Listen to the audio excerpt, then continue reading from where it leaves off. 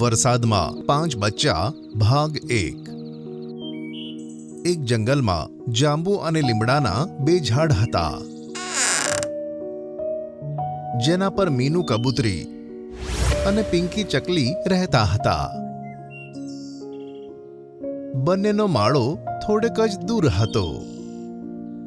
તેઓ પાડોશણ હોવાની સાથે સાથે એકબીજાની સારી મિત્ર પણ હતી। એક દિવસ, અરે રે, આજે તો વાતાવરણ બહુ જ ખરાબ છે। લાગે છે જોરદાર વરસાદ આવવાનો છે। ખાલી આજે જ નહીં, વરસાદની ઋતુ શરૂ થઈ ગઈ છે। હવે તો દરરોજ વરસાદ પડશે। હવે આની આદત પાડી દે। મને લાગે છે કે આપણે જેટલું પણ થાય અનાજ જમા કરી દેવું જોઈએ।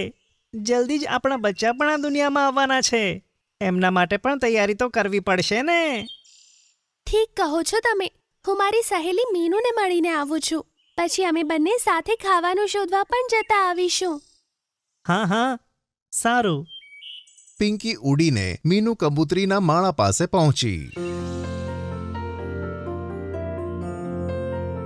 અને જઈને દરવાજો ખખડાવે છે। દરવાજા પર અવાજ સાંભળી મીનુ દરવાજો ખોલે છે। અરે પિંકી, તું સાચું કહું તો હું તને બહુ જ યાદ કરતી હતી। કેમ છે તું? હું તો ઠીક છું, પણ મને એમ કે તું આજકાલ કેમ નથી દેખાતી? ના ખાવાનું લેવા સાથે આવે છે અને ના તો સાંજે ફરવા નીકળે છે। તારી તબિયત તો ઠીક છે ને? પિંકીની વાત સાંભળી મીનુ કબૂતરી થોડું શરમાઈ જાય છે અને તેને પોતાની સાથે માળામાં લઈ જાય છે। આજો, મારા બહાર ના નીકળવાનું કારણ કોઈ બીમારી નહીં, પણ આ છે। પિંકીએ જોયું કે સામે 3 ઈંડા છે અને મીનુ તેને પ્રેમથી જોઈ રહી છે। આ 3 ઈંડાઓ દુનિયામાં આવી ગયા છે અને મારે તેમને ખૂબ પ્રેમ આપવો છે અને બહુ જ સાચવીને રાખવા છે। અને પછી તને તો ખબર જ છે ને કે ઈંડાને શિકારીઓ પાસેથી બચાવીને રાખવા પડે છે। તેથી આજકાલ હું આખો દિવસ ઈંડાઓ જોડે જ રહું છું। મને લાગ્યું જ હતું કે હું 1-2 દિવસ બહાર નહીં નીકળું તો તું મને શોધતા શોધતા મારા ઘરમાં આવી જ જઈશ। અરે વાહ, આ તો ખૂબ સરસ ખબર સંભળાવી તે। કોંગ્રેચ્યુલેશન્સ સખી। થોડાક દિવસોમાં મારે પણ ઈંડા આવવાના છે અને જ્યારે મારા ઈંડામાંથી બચ્ચા બહાર આવશે ત્યારે આપણા બચ્ચાઓ એક સાથે મોટા થશે। કેટલું સારું લાગશે ને મીનુ, જ્યારે આપણા બચ્ચાઓ પણ આપણી જેમ પાક્કા મિત્રો બની જશે। તારો મતલબ તને પણ બચ્ચા આવવાના છે? હા મારી પ્રિય સખી, મારા ઘરે પણ બચ્ચાઓ આવવાના છે। બંને બહેનપણીઓ એકબીજાની ખુશીમાં ખૂબ જ ખુશ હતી। મીનુ કબૂતરી તેના ઈંડાની દેખરેખમાં મશગુલ હતી અને બીજી બાજુ પિંકી ચકલી તેના બચ્ચાની આવવાની ખુશીમાં પોતાના માળામાં જરૂરી સામાન ભેગો કરવામાં લાગી હતી। જલ્દીથી પિંકી ચકલી 2 ઈંડાને જન્મ આપે છે। શું વાત છે મોનુજી, તમે ખુશ નથી લાગી રહ્યા? કોઈ ચિંતાની વાત છે કે શું? આપણા બંને બચ્ચા જલ્દી જ આપણી સામે હશે। એ વાતની મને બહુ ખુશી છે, પણ એમના ભવિષ્યની ચિંતા પણ તો કરવી પડશે ને। તમે કેમ ચિંતા કરો છો? આપણે બંને છીએ ને તેમને સંભાળવા માટે। તેમાં ડરવાની કોઈ વાત નથી। આપણે બંને આપણા બચ્ચાઓને ખૂબ સારી રીતે સાચવીશું। પિંકી, આજે મોસમ બહુ ખરાબ છે। છેલ્લા 5-6 કલાકથી સતત વરસાદ પડે છે। થોડી વાર પહેલાં જ રાણી મોરનીનો માળો ઝાડની શાખાઓમાંથી તૂટીને નીચે પડ્યો। એ તો સારું છે કે તેના ઈંડા ન હતા, નહીં તો આજે બહુ અનર્થ થઈ જાત। હે ભગવાન, હું તો કેટલાય દિવસોથી માળામાંથી બહાર જ નથી નીકળી, એટલે મને ખબર જ નથી કે આજુબાજુ શું ચાલી રહ્યું છે। બિચારા રાણી બહેન કેટલી તકલીફમાં હશે ને? રાણી તો તકલીફમાં છે જ, પણ સાથે આપણને પણ ખતરો છે। આપણો માળો પણ જાંબુના ઝાડ પર છે અને તું તો જાણે જ છે આવા વરસાદમાં જાંબુનું ઝાડ કેટલું નબળું પડી જાય છે। જો આપણો માળો જ તૂટી જશે તો આપણા થનાર બચ્ચાઓનું શું થશે? શુભ શુભ બોલો જી, તેવું કંઈ જ નહીં થાય। મને ભગવાન પર પૂરો ભરોસો છે। તે આપણી સાથે આટલું ખોટું તો ના કરી શકે। મોનુ અને પિંકી ડરેલા બેઠા હતા। બીજી બાજુ મીનુ કબૂતરી પણ તેના માળામાં વરસાદથી ગભરાઈને પોતાના ઈંડાની પાસે બેઠી હતી। બસ બહુ થયું ભગવાન, હવે તો આ વરસાદ બંધ કરી દો। વાદળોનું ગડગડાટ સાંભળીને મારું મન બહુ જ ગભરાય છે. 2 દિવસથી કંઈ ખાધું પણ નથી. લાગે છે વરસાદ ઓછો થઈ ગયો છે. મારે બહાર જઈને કંઈક ખાવાની વ્યવસ્થા કરવી પડશે. વરસાદથી હું બચી તો જઈશ જ, પણ પછી એવું થશે કે હું ભૂખથી મરી જઈશ. અને જો મને કંઈક થઈ ગયું તો મારા ઈંડાનું શું થશે? મીનુ કબૂતરી દુઃખી થઈને પોતાના માળાની બહાર નીકળી અને કંઈક ખાવાનું શોધવા લાગી. મને હમણાં યાદ આવ્યું કે મારી સહેલી પિંકીનો માળો જાંબુના ઝાડ પર જ છે. એક કામ કરું, પિંકીના જાંબુના ઝાડ પર જઈને જ ત્યાંથી થોડાક જાંબુ લઈ આવું. તે જ બહાને પિંકીને પણ મળી લઈશ. મીનુ કબૂતરી જાંબુ લેવા માટે પિંકીના ઘરે આવી. પણ જેવી મીનુ ઝાડમાંથી જાંબુ લેવા લાગી, એકવાર જોરથી હવા આવવા લાગી અને ઝાડની મોટી ડાળી તૂટીને તેની ઉપર પડી ગઈ.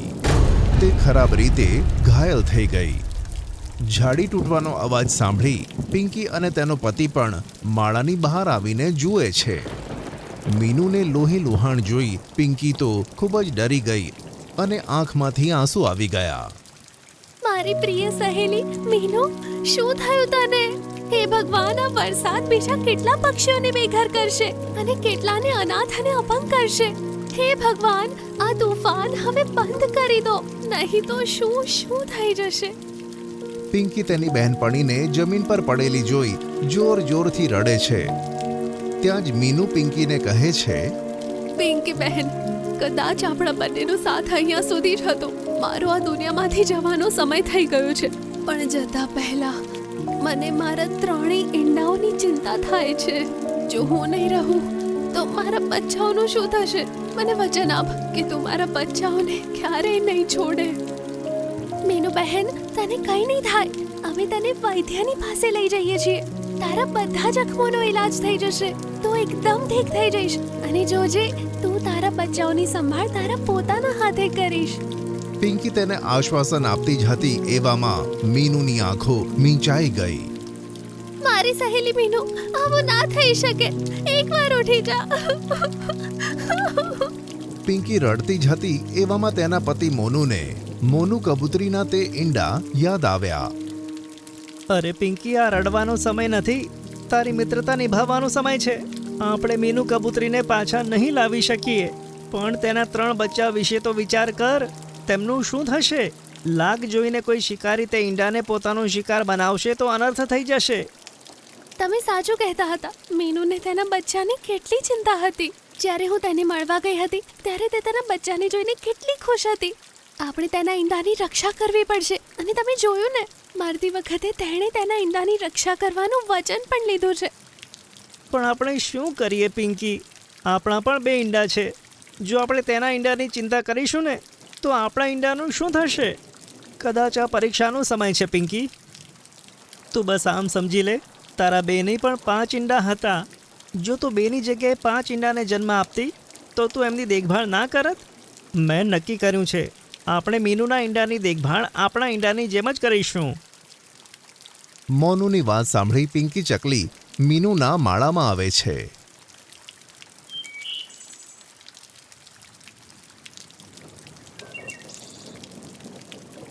અને તેના ઈંડાને પોતાના માળામાં મૂકી હવે 5 ઈંડાની દેખભાળ માં બનીને કરે છે. ધીરે ધીરે થોડા દિવસો વીતે છે. એક દિવસ વરસાદ રોકાયા પછી જંગલમાં તડકો નીકળે છે. આજે તો જંગલમાં તડકો ખીલ્યો છે. લાગે છે વરસાદની ઋતુ જતી રહી. ઘરમાં જે અનાજ હતું તે બધું ખતમ થઈ ગયું છે. તું ઈંડાનું ધ્યાન રાખ, હું જરા ખાવાનું લઈને આવું છું. ઠીક છે મોનુજી, હું 5 બચ્ચાઓનું ધ્યાન રાખીશ. તમે ખાવાની વ્યવસ્થા કરીને આવો. ખાવાની શોધમાં મોનુ માળો છોડી ઘણો દૂર આવી ગયો હતો. પહેલાં તો જાંબુના ઝાડ પર જે જાંબુ હતા તેનાથી જ અમારું ગુજરાન ચાલતું હતું. પણ હવે જાંબુની ઋતુ પણ ખતમ થઈ ગઈ. કંઈ ખબર નથી પડતી શું કરું. ઘણા દિવસોથી પિંકીએ બરાબર ખાવાનું નથી ખાધું. આજે મારે ખાવાની વ્યવસ્થા કરવી જ પડશે. થોડી જ વારમાં મોનુને જંગલમાં એક જગ્યાએ ઘણું બધું અનાજ વિખેરાયેલું જોવા મળ્યું. અરે વાહ, આટલું બધું અનાજ! લાગે છે મારી શોધ પૂરી થઈ.